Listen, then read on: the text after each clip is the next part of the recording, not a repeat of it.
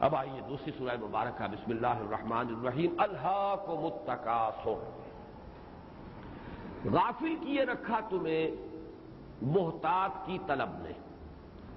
لہو لعب، قرآن مجید میں یہ الفاظ آئے ہیں، وما الحیات الدنیا الا لہو ولعب۔ لہو کہتے ہیں کھیل کود، وہ شے جو غفلت میں انسان کو مبتلا کر دے، وہ لہو ہے۔ الہا یلہو، یہ گویا کہ اس سے یہ باب افعال ہے۔ الہاکم التکاثر، تمہیں غافل کیے رکھا کثرت نے۔ اب تکاثر جو ہے کثرت سے یہ لفظ بنا ہے، لیکن اس کے تین معنی ہیں۔ کثرت کی طلب، نمبر دو کثرت کی طلب میں ایک دوسرے سے آگے نکلنے کے لیے دوڑ، مقابلہ۔ نمبر تین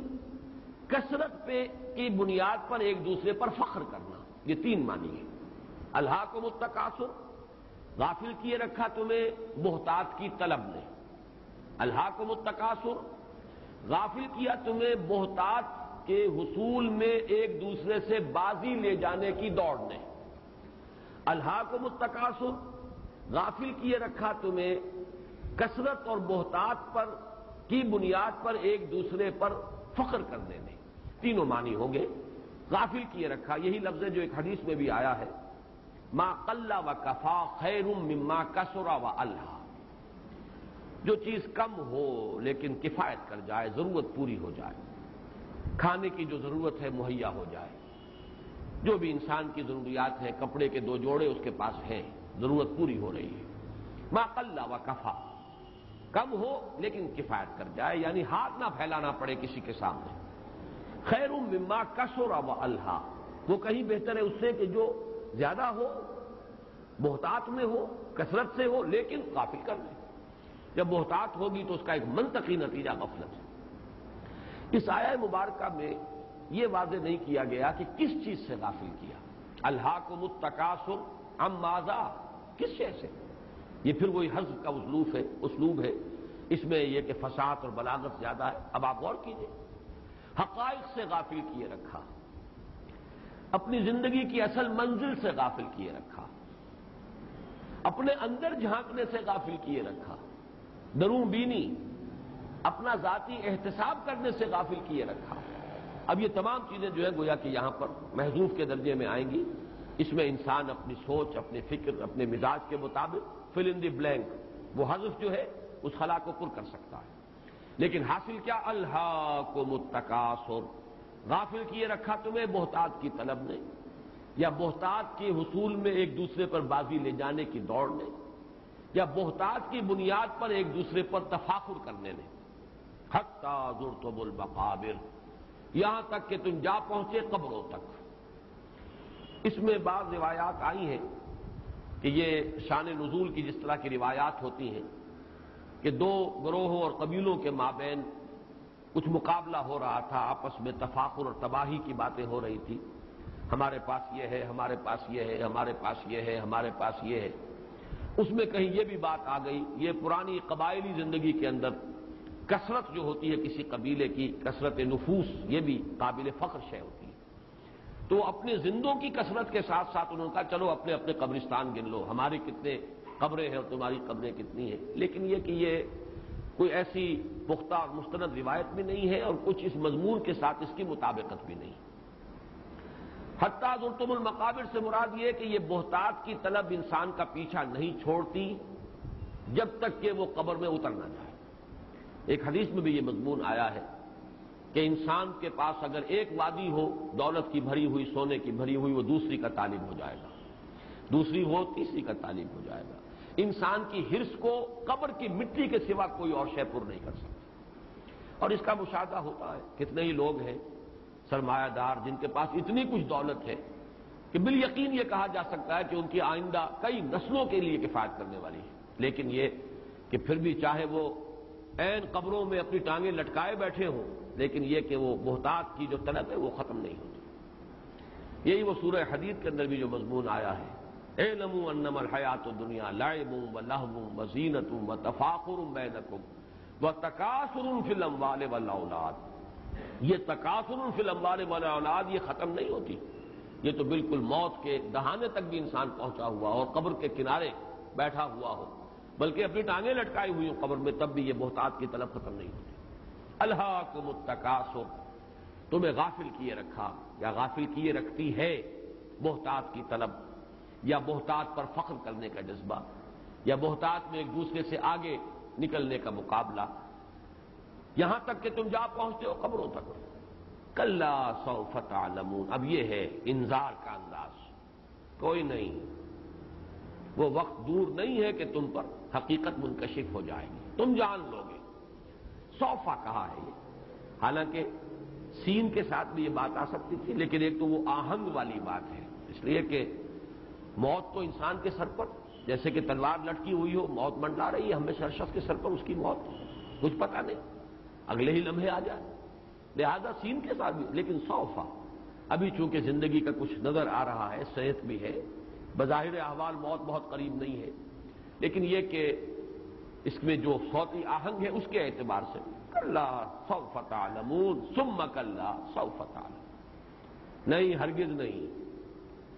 ایک وقت آئے گا کہ حقیقت منکشف ہو جائے گی، اگرچہ وہ وقت وہی ہوگا جو میں نے پہلے مصرع آپ کو سنایا کہ جب آنکھ کھلی گل کی تو موسم تھا خزاں کا، اب کوئی فائدہ نہیں ہوگا، یوم یتذکر الانسان وانى له الذکریٰ، اس روز ہوش آئے گی، لیکن اس روز کا ہوش آنا کس فائدے کا، کیا حاصل؟ کلا سوف تعلمون ثم کلا سوف تعلمون، پھر تاکید، پھر حقیقت منکشف ہو جائے گی۔ ابھی تم حقیقت کو دیکھنا نہیں چاہتے، لیکن ایک وقت آئے گا کہ وہ حقیقت خود تمہارے اوپر عیاں ہو جائے گی، تمہاری آنکھیں کھل جائیں گی، جیسے سورہ قاف میں فرمایا کہ تمہاری بصرک الیوم حدید، اب تو تمہاری آنکھیں بڑی تیز ہیں، ہر شے، ہر حقیقت جو ہے تمہاری آنکھوں پر منکشف ہو گئی۔ کلا لو تعلمون علم الیقین لترون الجحیم ثم لترونها عین الیقین ثم لتسألن یومئذ عن النعیم۔ کلا لو تعلمون علم الیقین، ہرگز نہیں، اگر تم جان لیتے یقین کا جاننا، یہ جو ہے کلام شرطیہ ہے، لو، اس کے دونوں ترجمے ہو سکتے ہیں، اگر تم جان لیتے، کاش کہ تم جان لیتے، یہ تمنائی جو ہے، ماضی تمنائی، وہ بھی اس انداز میں آتا ہے، کلا لو تعلمون، اگر تم جان لو، کاش کہ تم جان لو، لیکن یہ کہ اس کا جواب کیا ہے؟ اگلی آیت جو ہے بظاہر تو احساس ہوتا ہے کہ شاید لترون الجحیم جو ہے یہ اس کا جواب ہے، شرط کا جواب، لیکن ایسا نہیں ہے، اس پر اتفاق ہے تمام مفسرین کا کہ جواب شرط یہاں محذوف ہے، اور اکثر و بیشتر نے تو اس کے فوراً بعد جو ہے محذوف کو مانا ہے، کلا لو تعلمون علم الیقین، ہرگز نہیں، اگر تم جان لو یقین کا جاننا تو حقیقت تم پر منکشف ہو جائے، تو تم سیدھی راہ پر آ جاؤ، تو تم کامیاب ہو جاؤ، تو تمہاری عاقبت سنور جائے، یہ گویا کہ اس کا جواب شرط ہے جو یہاں محذوف ہے، کلا لو تعلمون علم الیقین، اگر تم جان لو یقین کا جاننا تو حقیقت تم پر منکشف ہو جائے، تم اپنی زندگی کا رخ درست کر لو گے،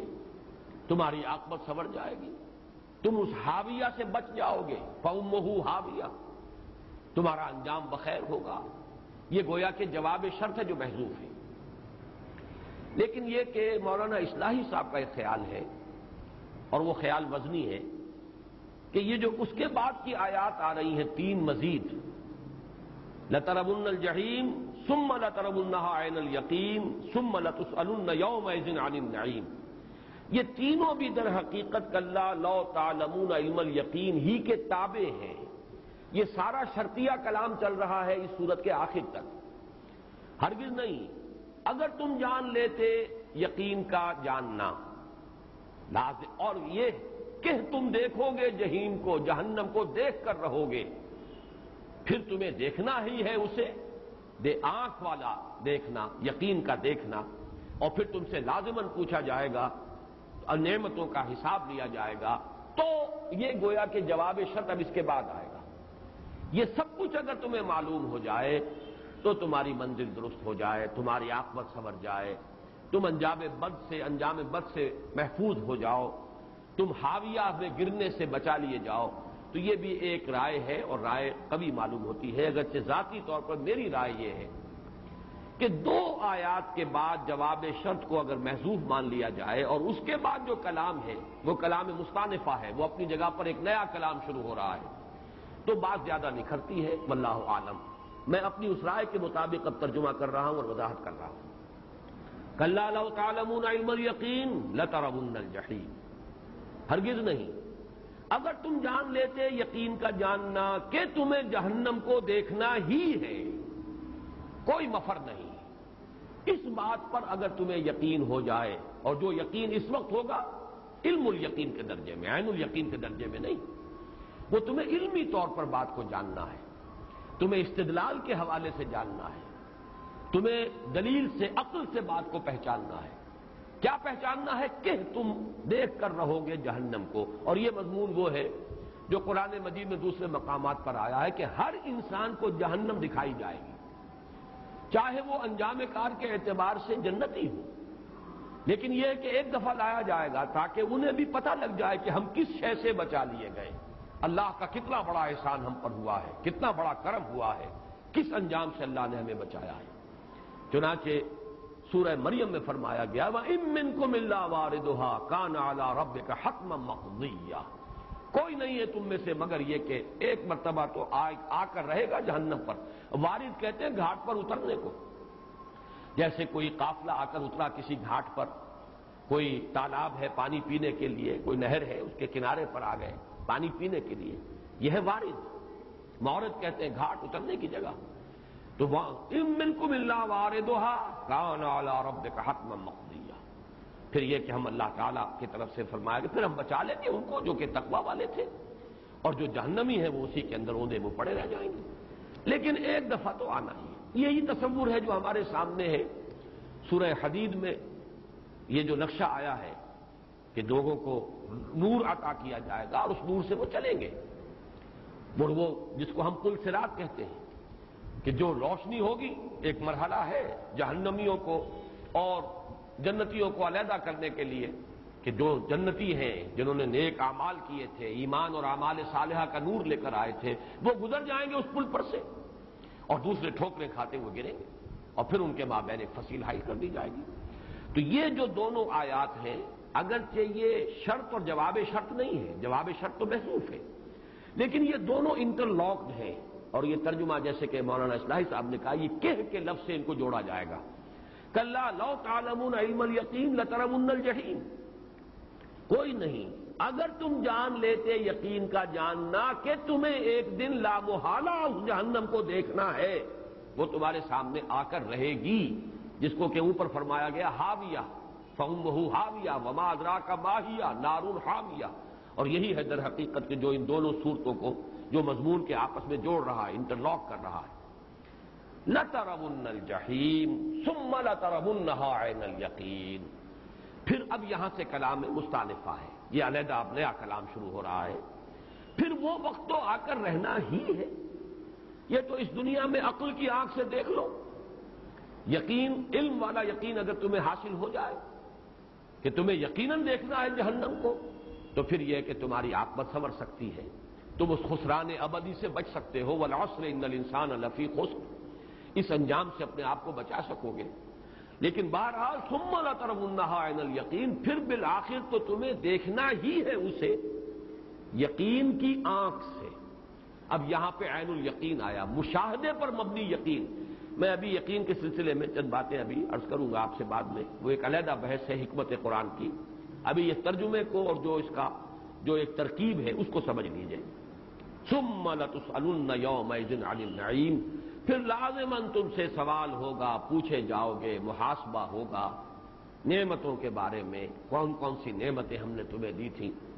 ایک حدیث تو بارہا میں نے آپ کو سنائی ہے، بہت سے حضرات کو یاد بھی ہوگی، لن تزول قدم ابن آدم حتی یسأل عن خمس، ابن آدم کے قدم ہل نہیں سکیں گے اس عدالت اخروی سے یہاں تک کہ 5 چیزوں کا حساب نہ لے لیا جائے، عن عمرہ فیما افناہ وعن شبابہ فیما ابلاہ وعن مالہ من این اکتسبہ وفیما انفقہ وعما عمل فیما علم، او کما قال صلی اللہ علیہ وسلم۔ عمر کے بارے میں پوچھا جائے گا، کہاں گلائی، 80 برس دیے تھے، کہاں صرف کیے؟ پھر دوسرا سوال، عمر کا ایک خاص حصہ شباب، جوانی کا دور، قوتوں کا، امنگوں کا، حوصلوں کا، عزائم کا، وہ کہاں گوائی؟ جوانی جو ہے وہ کہاں گوائی؟ پھر دو سوال مال کے بارے میں، اموال ہی من اکتسبہ فیما انفقہ، کہاں سے کمایا تھا؟ حرام سے کہ حلال سے؟ جائز سے کہ ناجائز سے؟ وفیما انفقہ، کہاں خرچ کیا تھا؟ اور پھر ایک سوال، وعما عمل فیما علم، جو علم حاصل کیا اس میں عمل کتنا کیا؟ ایسا تو نہیں کہ علم کے تو انبار لگاتے چلے گئے اور عمل جو ہے وہ وہیں کا وہیں ٹکا رہا، وہ زیرو ہی پوائنٹ کے اوپر لگا رہا۔ وہ علم جو ہے وہ تو در حقیقت حجت بن جائے گا انسان کے خلاف۔ القرآن حجت لک او علیک، یہ قرآن حجت بنے گا یا تمہارے حق میں یا تمہارے خلاف۔ یہ 5 سوال اس حدیث میں آئے ہیں۔ باقی ایک واقعہ بڑا پیارا ہے حضور کی سیرت کا۔ حضور صلی اللہ علیہ وسلم پر ایک مرتبہ فاقے کی کیفیت تھی اور شدید نقاہت۔ حضرت ابو بکر آئے رضی اللہ تعالی عنہ، ان کی کیفیت بھی یہی تھی۔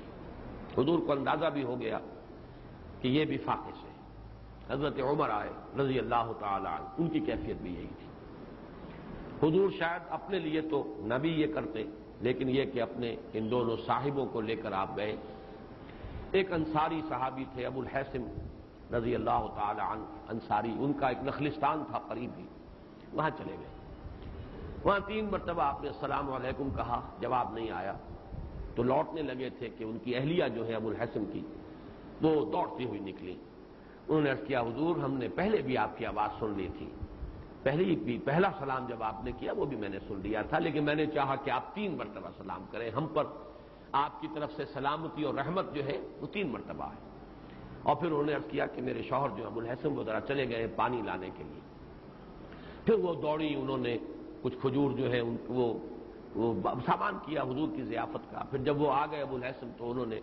پھر کوئی جانور بھی ذبح کیا، گوشت بھی تیار کیا، ضیافت کا اہتمام ہوا۔ جب یہ کھا چکے تو حضرت حضور صلی اللہ علیہ وسلم نے فرمایا، عمر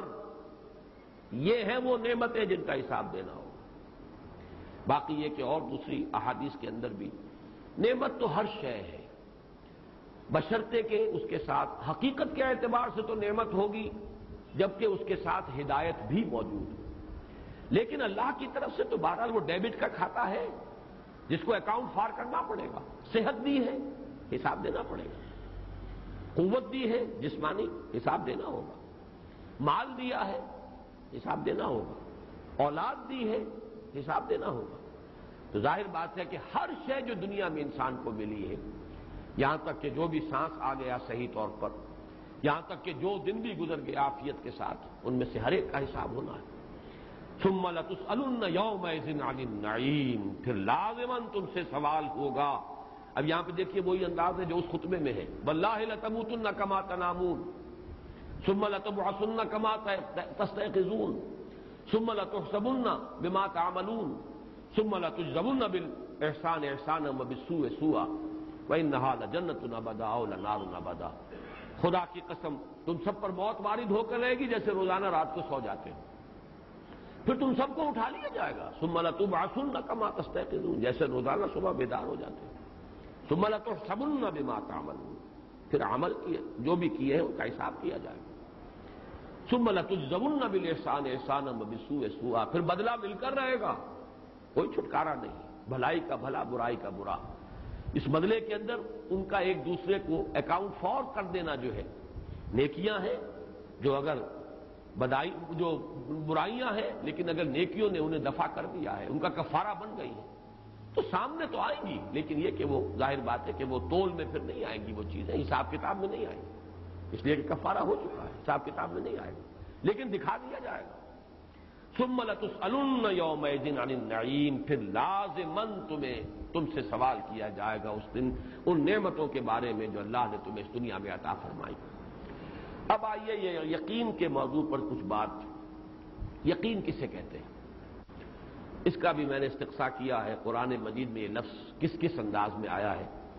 اس لیے کہ جیسے ہمارے ہاں خاص طور پہ صوفیاء کے ہاں یہ مضامین زیر بحث آتے ہیں، جیسے نفس انسانی کی 3 کیفیات، نفس امارہ، نفس لوامہ، نفس مطمئنہ۔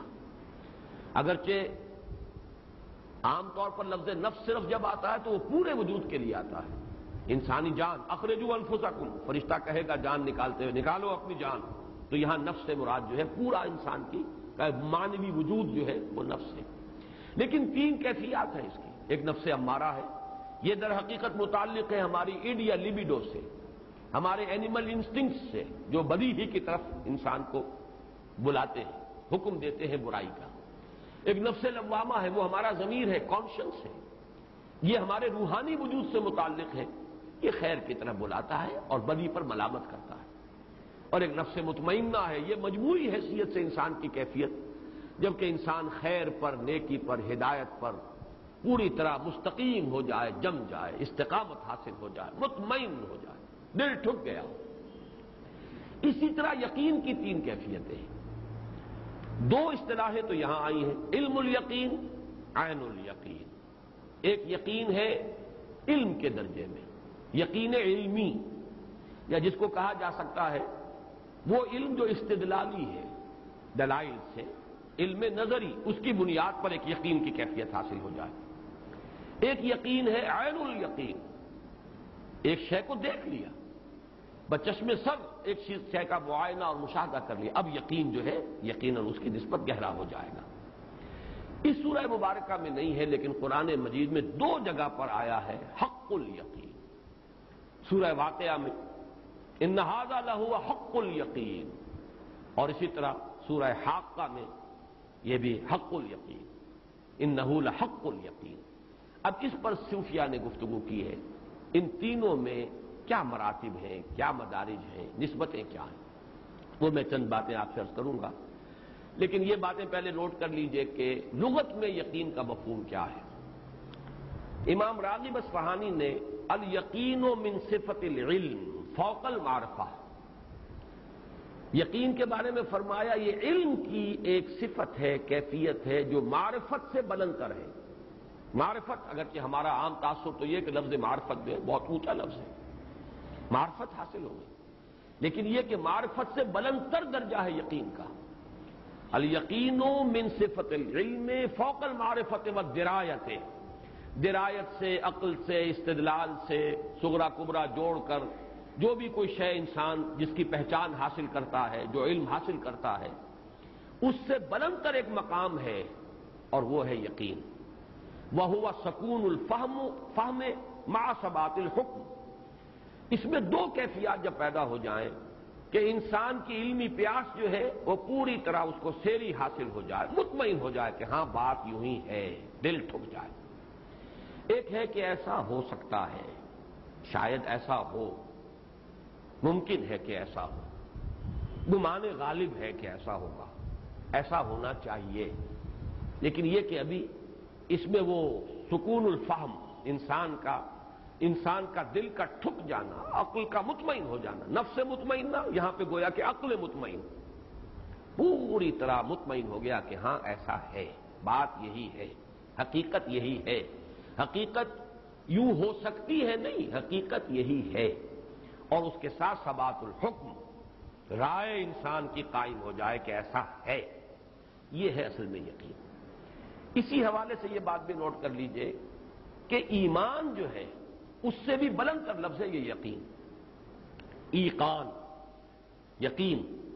اس لیے کہ ایمان کا ایک پہلو یہ بھی ہے کہ سرسری سا مان لینا، آمن لہو، مان لیا، ٹھیک ہے، تردید نہیں کی، اور ایمان جو بہی کے ساتھ بھی آتا ہے، آمنہ بہی، اس کا بھی ایک پہلو ہوتا ہے قانونی ایمان، ظاہری ایمان، اور قرآن مجید میں آپ کو معلوم ہے کہ منافقوں کو بھی خطاب کیا گیا یا ایھا الذین آمنوا سے،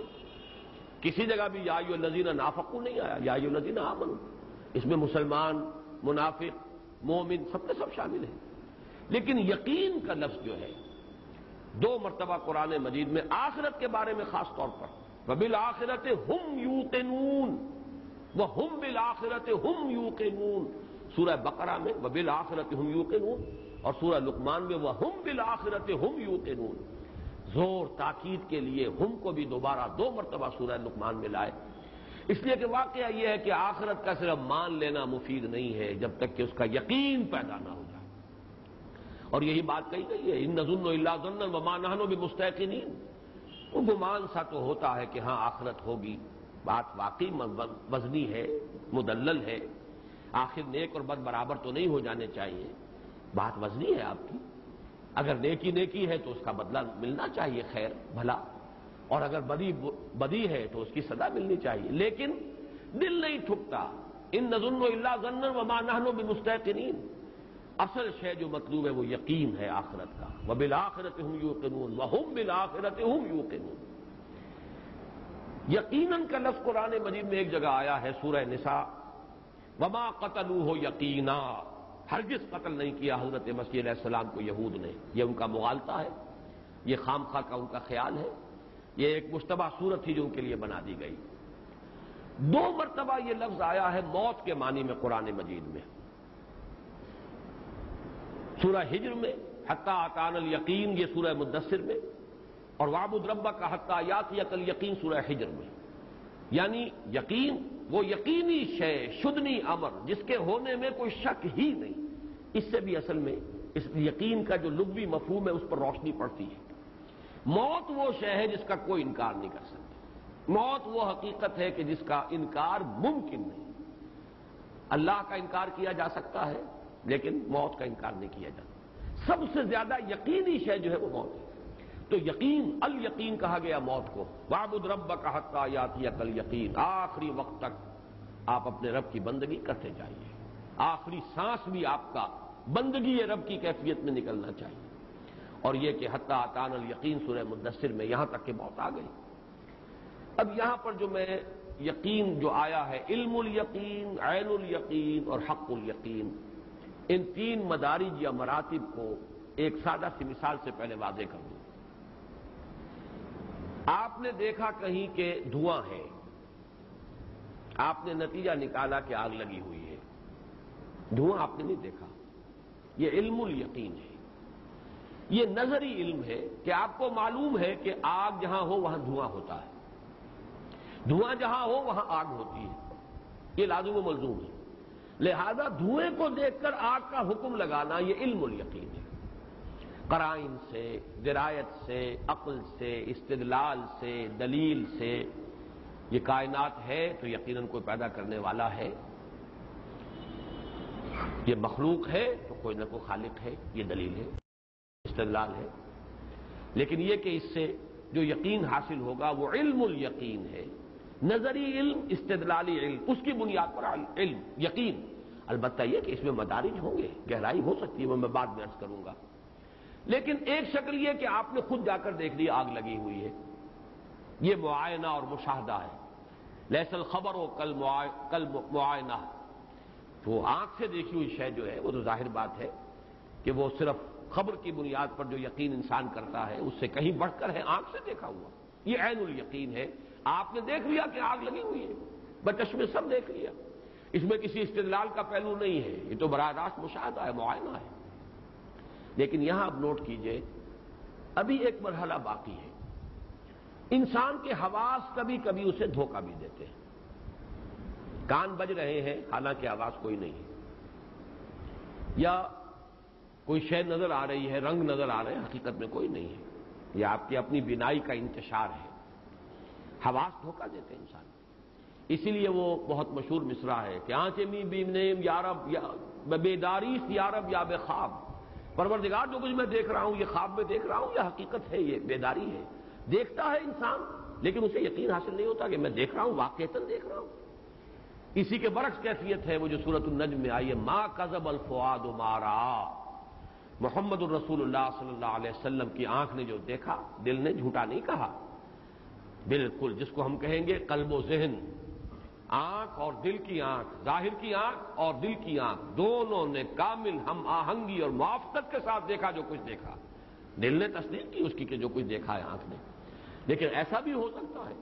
کہ آنکھ جو کچھ دیکھ رہی ہے دل جھٹلا رہا ہو، نہیں، یہ بات ایسی صحیح نہیں معلوم ہوتی، کوئی دھوکہ ہے، یہ آگ نہیں ہے، آگ کی کوئی صورت ہے، یہ برف نہیں ہے، معلوم ہوتا ہے کوئی سلی ہے، یہ تو برف کی سل نہیں ہے بلکہ کوئی کانچ کا ٹکڑا ہے، یہ انداز ہو سکتا ہے، لیکن اگر آپ نے انگلی بھی اس آگ میں ڈال لی اور اس کی تپش اور جلن کو خود محسوس کر لیا، اب یہ حق الیقین، یقین کا آخری درجہ، یہ حق الیقین جو ہے یہ ہے اصل میں وہ درجہ کہ جو مطلوب ہے، اس میں اگرچہ اب بحثیں ہیں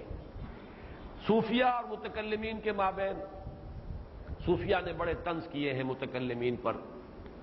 پائے استدلالیاں 24 بود، پائے 24 سخت بے تمکی بود۔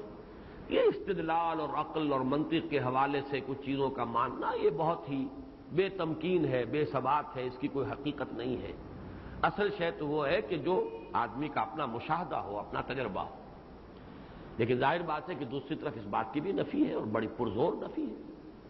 یہ عین الیقین تو دنیا میں حاصل نہیں ہو سکتا، عین الیقین تو آخرت ہی میں حاصل ہوگا۔ یہاں تو بہرحال ہمیں ایمان لانا ہے، یؤمنون بالغیب، غیب کا پردہ حائل رہے گا۔ اس دنیا میں رہتے ہوئے تو علم الیقین سے آگے کا کوئی درجہ بہرحال ہمارے لیے، عین الیقین کا کوئی درجہ جو ہے وہ تو بہرحال ہمارے لیے حاصل نہیں ہو سکتا۔ یہ تو جو بھی ہوا محمد الرسول اللہ صلی اللہ علیہ وسلم کے ساتھ ایک خصوصی معاملہ اللہ نے کیا، تجربہ کرایا اور آپ کو دکھایا گیا وہ سب کچھ۔ لیکن یہ تو بہرحال معجزات میں سے ہے، یہ اللہ تعالیٰ کی طرف سے ایک خصوصی مشاہدہ ہے جو کرایا گیا ہے، اور اس کے بارے میں بھی آپ کو معلوم ہے کہ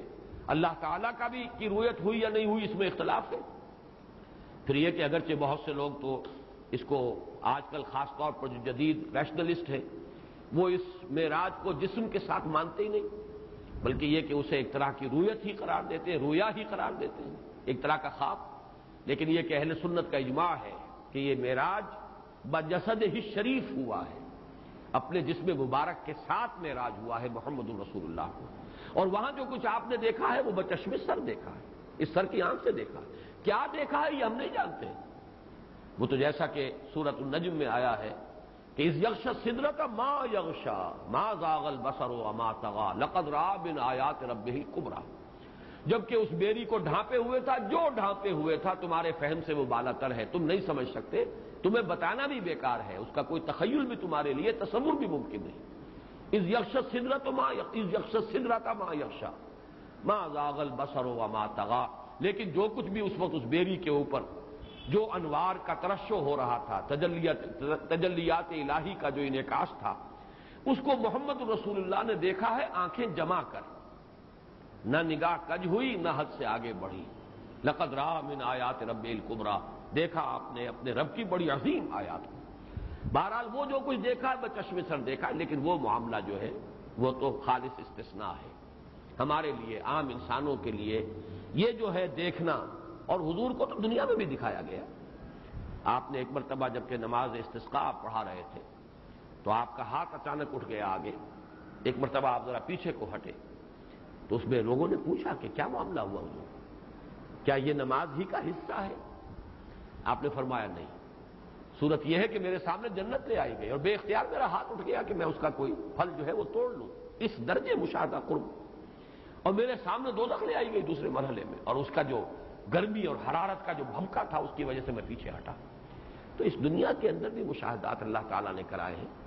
لیکن یہ کہ جان لیجئے کہ یہ جو عین الیقین کا درجہ ہے یہ یقیناً آخرت کے لیے ہے، یہ انسانوں کے لیے جو فرمایا کہ ثم لترونها عین الیقین، پھر لازماً تم دیکھ کر رہو گے اسے، یقین کا دیکھنا، وہ عین الیقین ہوگا، وہ یقین حاصل ہو جائے گا جو معائنہ اور مشاہدہ سے ہوتا ہے۔ لیکن اصل سوال یہ ہے کہ کیا علم الیقین کے نتیجے میں بھی حق الیقین پیدا ہو سکتا ہے؟ یقین کی وہ گہرائی کہ جو بالکل اپنی انٹینسٹی میں اس درجے کی ہو جس درجے میں کہ بچشم سر کسی شے کو دیکھنے سے یقین کا درجہ حاصل ہو سکتا ہے، یہ ہو سکتا ہے یا نہیں؟ یہاں ہے در حقیقت اختلاف، اور یہ مسئلہ ہے بہت اہم۔ بعض حضرات اس کا انکار کرتے ہیں، بلکہ اس کا تمسخر، استہزاء کا انداز، لیکن یہ کہ واقعہ یہ ہے کہ یہ ثابت ہے نصوص سے کہ حق الیقین اس درجے کا کہ جو عین الیقین سے بھی گہرا ہو وہ اس دنیا میں حاصل ہو سکتا ہے۔ عین الیقین اپنی جگہ پر ایک دوسری شے، نوعیت کے اعتبار سے بچشم سر کسی شے کا دیکھنا، لیکن یہ یقین کی آخری منزل نہیں ہے۔ جیسا کہ میں نے کہا کہ آگ کو دیکھ کر بھی ایک اشتباہ ہوتا ہے، پتہ نہیں یہ آگ ہے کہ نہیں ہے، سانپ کو دیکھ کر بھی کوئی شک ہوتا ہے کہ پتہ نہیں یہ زندہ ہے کہ مردہ ہے، سانپ ہے یا کوئی سانپ کی شکل ہے۔ یہ کوئی کھلونے آج کل ایسے بنا دیے جاتے ہیں کہ جن میں تمیز کرنی مشکل ہے، بالکل معلوم ہو کہ سانپ ہے۔ معلوم یہ ہو کہ عین الیقین آخری درجہ نہیں ہے، عین الیقین سے بھی آگے بڑھ کر حق الیقین درکار ہے۔ آیا وہ حق الیقین اس دنیا میں حاصل ہو سکتا ہے انسان کو جبکہ وہ ابھی غیب میں ہے؟ یؤمنون بالغیب، تو ایمان بالغیب کی انٹینسٹی حق الیقین تک جا سکتی ہے یا نہیں، یہ سوال ہے۔ اور میں یہاں پورے انشراح صدر کے ساتھ اس بات کر رہا ہوں اس کا کہ یہ عین ممکن ہے جو نصوص سے ثابت ہے۔ چنانچہ سب سے بڑا ثبوت جو ہے وہ حدیث جبرائیل ہے۔ احادیث کے ذخیرے میں اس کا جو مقام ہے سب کو معلوم ہے، السنہ، سنت کی جڑ، سنت کی بنیاد، وہی مقام ہے احادیث کے ذخیرے میں حدیث جبرائیل کا جو سورۃ الفاتحہ کا مقام ہے قرآن مجید میں۔ اور اس میں احسان اصل میں ہے کیا؟ وہ یقین کی انٹینسٹی ہے۔ ایک تو ہے اسلام، ان تشہد، کہ تم گواہی دو کہ اللہ کے سوا کوئی معبود نہیں، یہ اسلام ہے۔ ایک ہے ان تؤمن، تمہیں یقین ہو جائے، ایمان ہو، تمہیں ایمان ہو، دل سے تمہیں اس بات کا یقین ہو کہ اللہ پر بھی یقین، آخرت پہ یقین۔ ایک ہے ان تعبد اللہ کانک تراہ فإن لم تکن تراہ فإنہ یراک، ایسی انٹینسٹی یقین کی گویا کہ تم اسے دیکھ رہے ہو۔ اب یہ بات جو ہے یہ اگر ناممکن بات ہوتی تو یہاں احسان کی وضاحت کرتے ہوئے محمد الرسول اللہ صلی اللہ علیہ وسلم یہ الفاظ استعمال نہ کرتے۔ معلومہ یہ درجہ ممکن ہے، اس درجے تک انسان کی رسائی ممکن ہے۔ ان تعبد اللہ کانک تراہ، ان تعمل للہ کانک تراہ، ان تخشى اللہ کانک تراہ۔ حضرت عمر رضی اللہ تعالیٰ عنہ سے جو مروی ہے وہ تو ہے ان تعبد اللہ کانک تراہ، اور یہی زیادہ تر زبانوں پر چڑھا ہوا ہے۔ لیکن یہ کہ دوسری روایات میں ان تخشى اللہ کانک تراہ، اور ایک جگہ ان تعمل للہ کانک تراہ، تمہارے دل میں خشیت اللہ کی اتنی ہو جائے گویا کہ تم اللہ کو دیکھ رہے ہو، یعنی برابر عین الیقین کے درجے تک بات پہنچ جائے۔ اسی طریقے سے تم اللہ کی بندگی اور پرستش کرو اس طریقے سے، اس انٹینسٹی کے ساتھ گویا کہ وہ تمہارے سامنے موجود ہے۔ وہ مجھے شعر یاد آیا، تو سامنے آ میں سجدہ کروں، یہ جو ہے کبھی ہے حقیقت منتظر نظر آ لباس مجاز میں، کہ ہزاروں سجدے تڑپ رہے ہیں میری جبین نیاز میں۔ تو وہ حقیقت منتظر سامنے اگر آ جائے تو کس شوق کے ساتھ، کس ذوق کے ساتھ، کس جذبے کے ساتھ انسان جو ہے وہ سجدہ کرے گا۔ جیسے کہ آیا بھی ہے سورہ نون میں، یوم یکشف عن ساق ویدعون الی السجود، جب اللہ تعالیٰ کی کوئی تجلی ظاہر ہوگی جس کو کشف ساق سے تعبیر کیا گیا ہے، اور انہیں پکارا جائے گا، بلایا جائے گا سجدہ کرنے کے لیے، اس وقت صاحب ایمان اور صاحب یقین کس کیف کے ساتھ سجدہ کرے گا، اس کا ہم تو صرف کچھ ہلکا سا تصور کر سکتے ہیں، وہ ہماری اپنے لیے ہمارا اپنا تجربہ نہیں ہے۔ لذت این بادہ نہ دانی بخدا تانا چشی، جب تک کہ ہمیں اس کا کوئی تجربہ نہ ہو ہم جان نہیں سکتے۔ لیکن اس حدیث جبرائیل سے کاننا کا طرح ہو، اس درجے تک یقین کا پہنچ جانا عین ممکن ہے کہ جس درجے میں کہ انسان کسی شے کو بچشم سر دیکھ کر یقین کرتا ہے۔ اس ضمن میں دو اور حدیثیں بھی میں آپ کو سنانا چاہتا ہوں۔ مصنف ابن ابی شیبہ میں ہے، حضرت عوف ابن مالک انصاری رضی اللہ تعالی عنہ، ان سے حضور نے ایک مرتبہ سوال کیا، کیف اصبحت یا عوف، اے عوف آج صبح کیسی ہوئی، کس حال میں ہوئی؟ انہوں نے ایک عجیب جواب دیا، غیر معمولی بات، اصبحت مومنا حقا یا رسول اللہ، اے اللہ کے رسول مجھے صبح ہوئی ہے بڑے سچے مومن کی حیثیت سے۔ اب حضور ذرا چونکے، یہ جواب غیر معمولی تھا۔ آپ نے فرمایا ہر شے کی کوئی حقیقت ہوتی ہے، تو تم ذرا بتاؤ کہ تمہارے اس ایمان کی حقیقت کیا ہے، بیان کرو، ذرا تعبیر کیسے کرو۔ طویل حدیث ہے جو ان کا جواب ہے، لیکن اس کے جو الفاظ اس وقت میں کوٹ کرنا چاہتا ہوں، کانی انظر الی اہل النار وکانی انظر الی اہل الجنہ وکانی انظر الی العرش، اے اللہ کے رسول میں تو بالکل ایسے جیسے کہ دیکھ رہا ہوں عرش خداوندی کو، میری کیفیت یہ ہے کہ جیسے کہ میں بالکل دیکھ رہا ہوں اپنی آنکھوں سے جنت والوں کو، اور میری کیفیت یہ ہے، میرے یقین کی انٹینسٹی کا عالم یہ ہے کہ جیسے کہ میں دیکھ رہا ہوں اپنی آنکھوں سے جنت والوں کو۔ اسی طریقے سے حضرت زید بن حارثہ سے یہ حجت اللہ البالغہ کے حوالے سے ترجمان السنہ میں مولانا بدر عالم میرٹھی نے یہ واقعہ نقل کیا ہے کہ حضرت زید بن حارثہ رضی اللہ تعالیٰ عنہ سے حضور نے سوال کیا کہ زید ہر شے کی کوئی حقیقت ہوتی ہے، تم بتاؤ تمہارے ایمان کی حقیقت کیا ہے؟ انہوں نے جواباً عرض کیا کہ مجھے عرش رحمان کا ایسا یقین حاصل ہے جیسا کہ اپنی آنکھوں سے دیکھ رہا ہوں۔ وہی الفاظ زید بن حارثہ کے، آج میں نے تلاش کیا لیکن مجھے یاد ہے کہ میں نے بعض صحابہ کس کا، لیکن میں تعین کے ساتھ نہیں کہہ سکتا، لیکن حوالہ آج نہیں مل سکا، لیکن یہ قول بھی میں نے پڑھا ہے کسی صحابی کا کہ ایمان اور یقین کا وہ درجہ اللہ کے فضل و کرم سے مجھے حاصل ہو چکا ہے کہ جب اپنی آنکھوں سے جنت کو اور دوزخ کو دیکھوں گا تو اس میں کوئی اضافہ نہیں ہوگا۔ تو معلوم یہ ہوا کہ یقین کا یہ درجہ اس دنیا میں رہتے ہوئے، غیب میں رہتے ہوئے بھی ناممکن الحصول نہیں ہے، اور یہ اگرچہ ظاہر بات ہے کہ عام انسانوں کی رسائی وہاں تک نہیں ہے، اس کے لیے محنت کرنی پڑتی ہے۔ عوف ابن مالک انصاری نے جو اس کے لیے اپنی محنت ہے اس کا تذکرہ کیا ہے کہ اے نبی، میں نے اپنے نفس کو آزاد کر لیا ہے دنیا کے لذائذ سے، اور میں نے اپنی راتوں کو جاگ کر گزارنا یہ اپنا معمول بنا لیا ہے، اور میں نے اسی طریقے سے سخت دھوپ اور سخت تپش کے دنوں میں بھی بھوکا پیاسا رہنا، مراد یہ کہ روزہ رکھنا، اس کو اپنا معمول بنا لیا ہے۔ یہ گویا کہ یہ جو تقرب بالنوافل والا درجہ ہے، اس سے انسان اس درجے تک یقین کے اس مرحلے تک پہنچ سکتا ہے کہ جو بالکل جیسے کہ بچشم سر دیکھنے سے یقین حاصل ہو، اور یہ جیسا کہ میں نے عرض کیا یہ وہ حق الیقین ہے جو غیب کے اندر رہتے ہوئے بھی، علم الیقین کے درجے میں رہتے ہوئے بھی انسان کو اس درجے کا یقین حاصل ہو سکتا ہے۔ بہرحال یہ درجہ ہمارے لیے تو ایک صرف سمجھنے کی شے ہے، ایک علمی حقیقت ہے جس کو ہم پہچان لیں۔ اللہ تعالیٰ سے دعا کریں کہ وہ ہمیں یقین کی دولت جتنا بھی ہمارا ظرف ہے اس کے حوالے سے اس کی مناسبت سے عطا فرما دے۔ بارک اللہ لی و لکم فی القرآن العظیم ونفعنی وإیاکم بالآیات والذکر الحکیم۔